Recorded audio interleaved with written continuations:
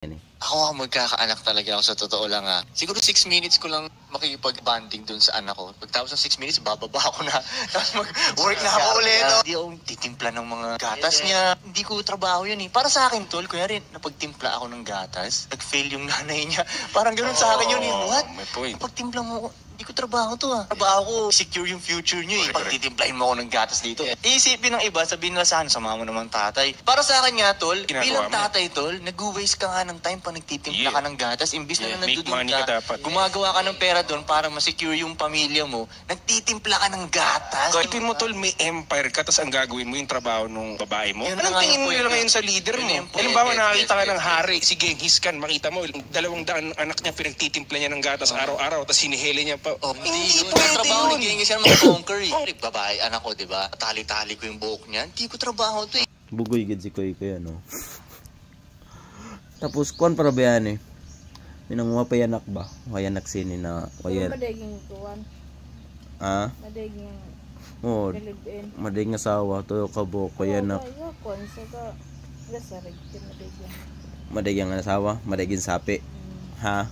Madaging sapi ano. Siguro. Pero minan ba basta madaging sapi? Maskin ba madaging sapi, pwede bayadan norot pati ang paggarigla sang iso. Pati daged sa sabyang pag oras atag mo na oras ang kan mo anak 6 minutos gayud sang isa kalaw. Minang ikasobran gayud sab siguro ng 6 minutes ano. Pero di gid siguro kung magkanak siguro yan eh. Ansan pa siguro na no feel ano. Akanon na niyang kanan nilang wa. Kay wa mo yan pa maka-experience.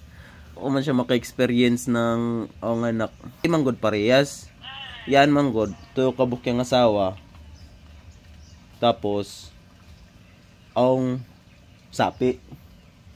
Ano? Ang sapi nan ba?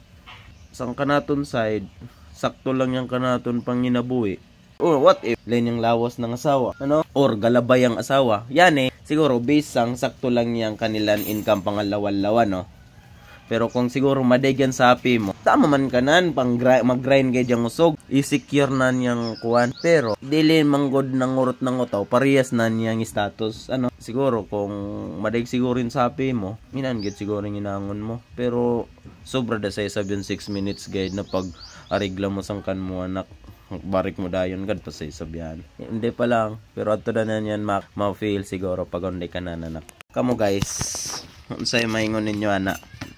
Unsay reaction ninyo? Basta. Diyak mo tuyok.